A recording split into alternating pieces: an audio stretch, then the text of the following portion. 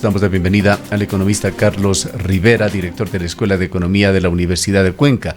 Economista Rivera, ¿cómo mira usted los sucesos que se han dado en la Asamblea el día de ayer, que por segunda vez a nivel del Consejo de Administración Legislativa, el CAL, que califica los proyectos que pueden pasar a otras instancias en el Parlamento, lo ha rechazado? Gustavo, Rosana, buenos días. Muchas gracias por la invitación a compartir unos minutos y reflexionar sobre la situación económica. Yo creo que es una muy mala noticia para el país, porque el Ecuador se encaminaba a comprar una camisa de fuerza para controlar al ex ente emisor y evitar problemas mayores. Parece que los ecuatorianos tenemos una memoria muy frágil y nos hemos olvidado que la tan satanizada crisis financiera, la tan satanizada o satanizado feriado bancario y el propio inicio de la dolarización se debió al alcoholismo monetario del Banco Central. Y ese alcoholismo monetario no nacía en las bóvedas del Central, sino en la dependencia que tenía el Banco Central de Carondelet. Inclusive la Constitución del 98 ya le daba independencia y autonomía al Banco Central. Siempre es bueno reflexionar ideas, sin embargo hay hechos que valen la pena resaltar. Recuerde usted, Gustavo, que el Banco Central tenía otra estrategia para el manejo de la crisis financiera en el año 99. Y el expresidente Yamil Mahuad pidió públicamente la renuncia de Luis Jacob, rompiendo todas las normas de independencia y autonomía, y determinó que el Banco Central empiece a fabricar dinero alegremente.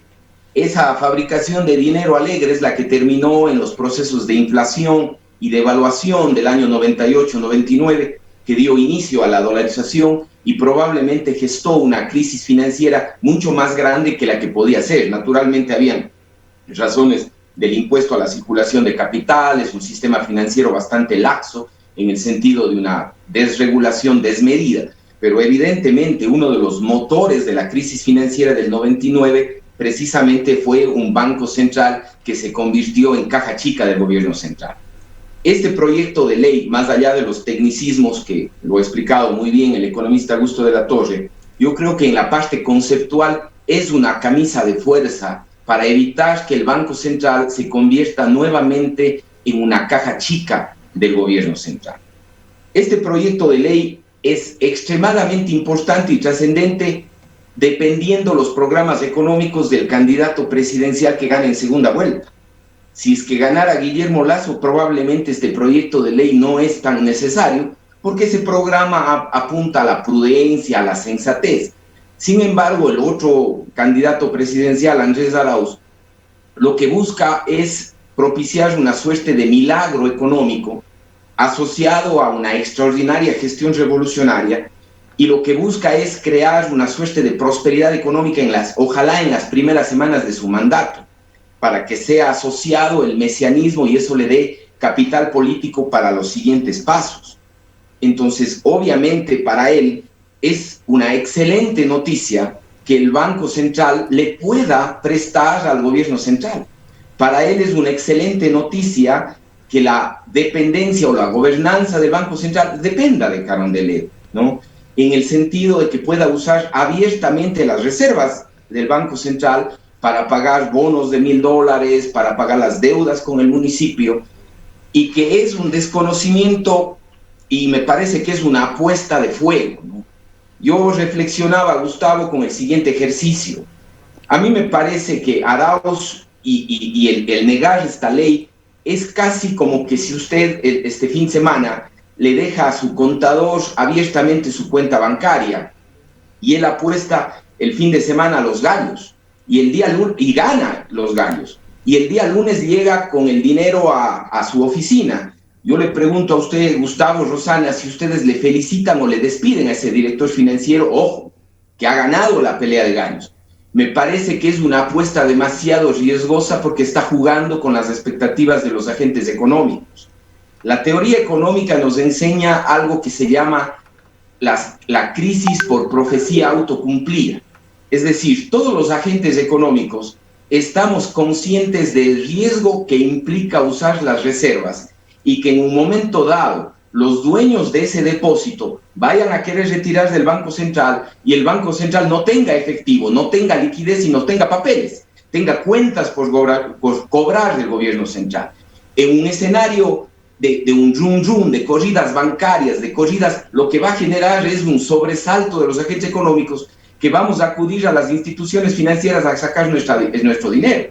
Y eso no solamente es un tema de que se costa la intermediación financiera y el canal de crédito, sino le ponemos en serios apuros a las instituciones financieras en una situación de iliquidez que eventualmente puede llegar a un mayor grado y terminar en insolvencia. Ahora, economista Rivera, más allá de las consecuencias que podrían darse aplicadas por usted, como lo ha hecho también Augusto de la Torre, está el tema de la constitucionalidad o no del proyecto, que es lo que ha argumentado el CAL el día de ayer.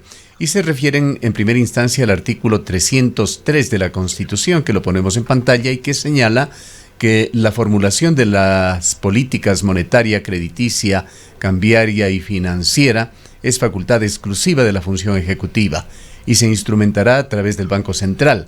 La ley regulará la circulación de la moneda con poder liberatorio en el territorio ecuatoriano. Esto dice el artículo 303. Entendemos que el CAL señala que no se le puede quitar esta función que la Constitución en ese artículo la califica de exclusiva de la función ejecutiva, que no se la puede dejar solamente en el Banco Central, que según el artículo 303 no es sino el instrumento, pero que la facultad la tiene el Ejecutivo.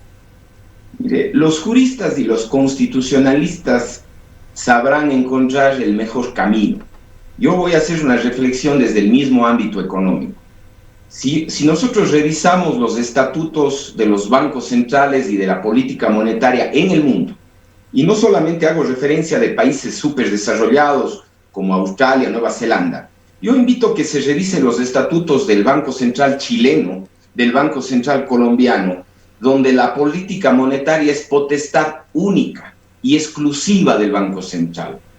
Y esto tiene razón de ser porque es el instituto tercero confiable, ¿no? Lo que queremos cortar es el ciclo político del gasto público, ¿no? Un ejecutivo que maneje la política monetaria, además de la política fiscal, básicamente representa un polvorín para los agentes económicos y para el sistema financiero, porque lo que vamos a pretender o lo que vamos a buscar es precisamente la propuesta del candidato presidencial Arauz, es decir, usar todas las reservas en las primeras semanas de su mandato, dar una suerte de prosperidad, de burbuja económica, ¿sí?, para confirmar esas ideas de mesianismo que les llamo yo, ¿no? Y en consecuencia, en esa burbuja, probablemente hasta los empresarios van a sentirse contentos, los GATS se van a sentir contentos, las universidades se van a sentir contentos, pero básicamente lo que estaremos haciendo es cavando el hueco de la caída de la crisis ecuatoriana mucho más grande, porque hasta el momento, ¿qué nos ha pasado? La irresponsabilidad de las finanzas públicas. Nos ha pasado cuentas en el sector externo y en el sector real, pero no nos ha pasado cuentas en el sistema financiero, que se ha mantenido bastante robusto y solvente. Repito nuevamente, un mal escenario de expectativas frente al uso de las reservas del Banco Central, frente al manejo del Banco Central como caja chica del gobierno central, va a implicar automáticamente la posibilidad de que la crisis se le pase factura al sistema financiero. Y eso sí pondrá en riesgo los cimientos de la misma dolarización. Me parece que estos beneficios que estoy mencionando, los riesgos que existen, superan de largo las posibilidades o las debilidades constitucionales y habrá que encontrar, tanto en la Asamblea como en el propio Ejecutivo, los mecanismos adecuados para implementar una camisa de fuerza, porque luego probablemente será demasiado tarde. Economista Rivera, muy buenos días. Esta es una de las preocupaciones, la posibilidad o no de hacer uso de los recursos del Banco Central, pero hay otras y tiene que ver una de ellas con esta conformación de la Junta de Política y Regulación Financiera. Mucho se advierte de quienes estarían al frente de esta Junta. Se ha manifestado, se ha denunciado que estaría regulada prácticamente por gente cercana y relacionada con la banca privada, es decir, lo que se ha dicho es que la banca quiere regularse a sí misma y esto efectivamente podría traer de una u otra manera consecuencias como las que ya se vivieron en el 99. Rosana, nada más alejado que la realidad. El nombramiento del directorio del Banco Central estará conformado por 5 miembros designados por la Asamblea Nacional de una terna enviada por el presidente de la República. Lo que no va a tener el presidente de la República es, dado los ciclos de las personas que formarán parte del directorio, es mayoría absoluta, como la tienen todos los bancos centrales modernos y serios en el mundo, ¿no? Esa es la manera en la que se conforman los órganos del Banco Central en el mundo. Algo bueno debe tener para que Chile y Colombia lo tengan así y no lo tengan como Venezuela. O sea, un poco el argumento es bastante lógico. Las personas que van a ser parte de este directorio del Banco Central deben cumplir ciertos requisitos académicos. Tener título de 4º nivel en macroeconomía, en finanzas, en administración, en auditoría, no estar afiliados a ningún movimiento político. Y ojo, Rosana, con lo que le voy a decir, y no debe haber estado vinculado en los 12 meses anteriores, ¿sí?, a ninguna institución financiera ni ser dueño de una institución financiera. Es decir, el miedo que usted menciona respecto a un potencial conflicto de interés no va a existir porque ese es el requisito para ser miembro. Inclusive puede ser removido la persona, ¿sí?, si es que es o se le encuentra un conflicto de interés. A mí mucho más miedo me da que los miembros que manejen el Banco Central sean empleados y dependientes directamente del presidente de la República. Yo creo que el sistema financiero, ¿sí?, aprendió la lección del año 99.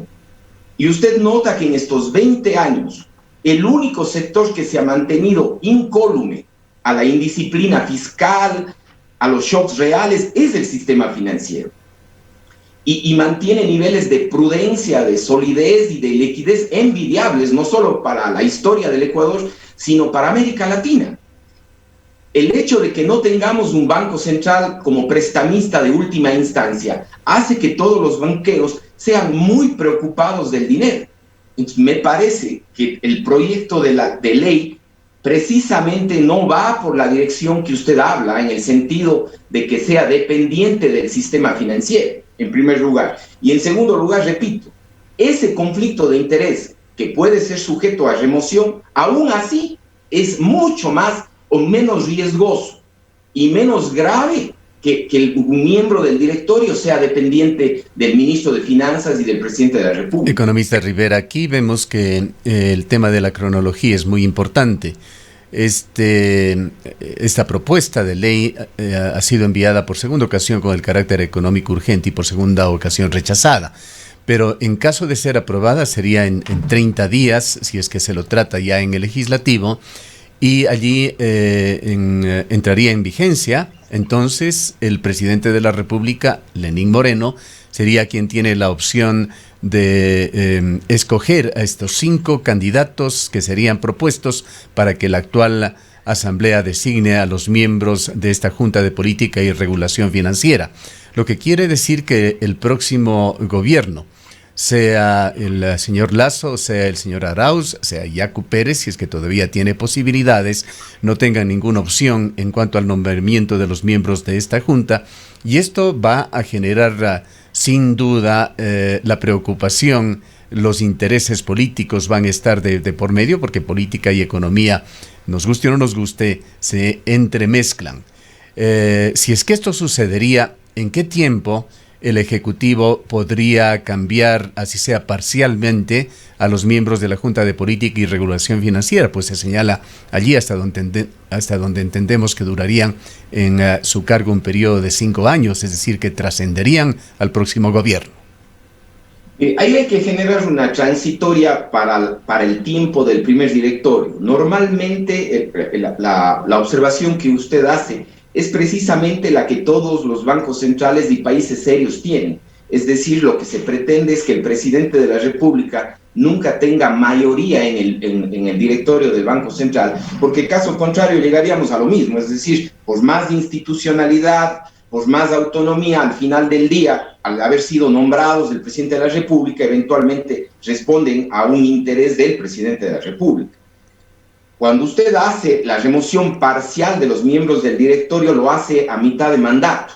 Es decir, para todo efecto práctico, el nuevo gobierno, durante su mandato, nunca va a tener mayoría en el directorio del Banco Central como para sugerir, como para imponer una determinada idea. Y para mí, precisamente, eso es una ventaja de la ley, ¿sí? Esa es una de las fortalezas de la ley, coherente con lo que tenemos en Chile, en Colombia y en todo, repito, en todo banco central serio y moderno. Todos tenemos esa institucionalidad de que el Ejecutivo no tiene mayoría en el directorio del Banco Central porque precisamente queremos tener la figura de un tercero confiable, una contraparte estrictamente técnica. Me parece que la figura técnica del Banco Central, que nunca debió haberse perdida, es precisamente esa figura que permita presupuesto general del Estado, sobre el endeudamiento público, hacer que las estadísticas macroeconómicas sean confiables. Es decir, hay una serie de funciones del Banco Central que son muy importantes para el devenir económico, y qué mejor que esas funciones sean diseñadas por profesionales técnicos e independientes del Ejecutivo. Así que la preocupación suya, para mí, desde mi particular punto de vista, termina siendo una fortaleza de la ley, que el próximo presidente de la República no tenga mayoría en el directorio del Banco Central, sino solamente hasta una primera parte, que es lo absolutamente normal, ¿no? Y que luego en la remoción parcial se mantenga los 4 años en el poder sin mayoría en dicho directorio. ¿Cómo entender esto desde el punto de vista político, este rechazo? Porque podría darse la lectura que es una decisión política la que está tomando el Consejo de Administración Legislativa, pero de acuerdo con la composición del mismo, si es que fuera un tema de carácter político, probablemente debería haber un acuerdo, si es que la ley tiene todas las bondades que usted y Augusto de la Torre señalan. Como se dio la votación el día de ayer, vale la pena conocerlo, obtuvo un voto del sector social cristiano, que fue el único positivo. 4 votos en contra, 3 de Alianza País, 1 de Sociedad Patriótica, mientras los 2 delegados del movimiento Creo se abstuvieron. Mire, Gustavo, una pregunta muy interesante y que merece una profunda reflexión, y que yo le voy a asociar al resultado electoral. Algunos politólogos y cientistas sociales han leído los resultados de la primera vuelta como un 70% en contra del correísmo, ¿sí? Y de alguna manera dan vientos auspiciosos para la segunda vuelta. Yo le leo al contrario esos resultados de la primera vuelta y veo que hay un 50% de votación que puede estar asociado entre el candidato Arauz y el candidato Yacu Pérez, de gente que está absolutamente desesperada por la falta de salud, de educación, de empleo, del apoyo estatal para sus distintas tipos de actividades. Y en este país, en donde la discusión económica no suele ser muy técnica ni profunda, que digamos, se ha vendido la idea de que el Banco Central tiene un fondo de ahorro de dinero que está absolutamente ocioso, que no sirve para absolutamente nada, que está en las cuentas de Suiza durmiendo el sueño de los justos. Economista Rivera, pero no quisiera desviarme de la pregunta. La pregunta es la decisión del CAL con esa composición de votos, es decir, por tendencias.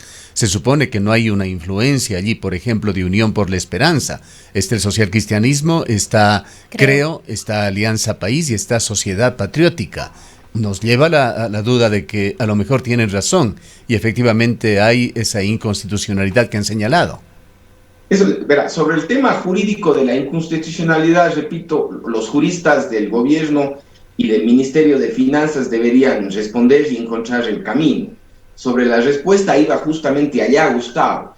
Es decir, políticamente pareciera ser un error, y de ahí encuentro yo la votación de Creo eventualmente, el hecho de que es mucho más popular, es de estar en la moda, decir, usemos los recursos que están en el Banco Central para contribuir a la recuperación de la actividad económica.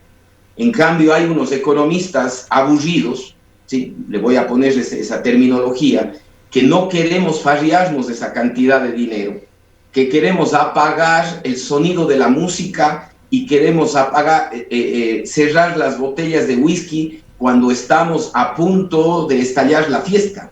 Me parece solamente así, indistinto, repito, sobre los temas jurídico-constitucionales no puedo opinar, no soy abogado. Me imagino yo, un muy buen ministro de Finanzas como es Mauricio Pozo, o sea, deberá haberse blindado en ese sentido, ¿sí? Los asesores o del Consejo Consultivo del Gobierno Nacional son gente muy preparada y me imagino que este proyecto de ley que es tan importante para el país debería haberse ido con el blindaje jurídico para evitar una respuesta tan rápida negativa. Pero igual, no puedo opinar sobre el tema. A lo que sí voy yo es que al final del día el voto está siendo político, en el sentido de que es más popular decirle a la ciudadanía que queremos un banco central cuyos recursos están en las bóvedas del central o en cualquiera de las cuentas de la Reserva Monetaria Internacional.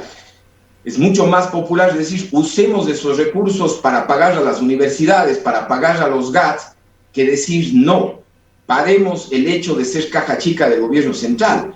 Inclusive, Gustavo, yo leía ayer a un importante académico norteamericano hablar de que los bancos centrales deben comenzar a preocuparse de otras situaciones como la propia ambiental, la propia desigualdad. Importante académico, no estoy hablando de cualquier vecino.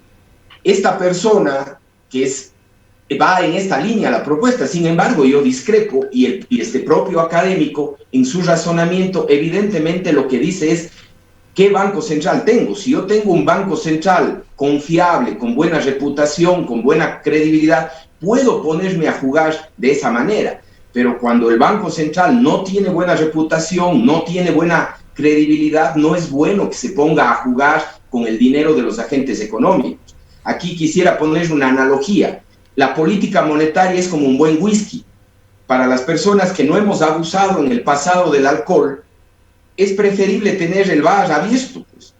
Cualquier día, cualquier hora nos podemos tomar un whisky porque sabemos que al día siguiente paramos.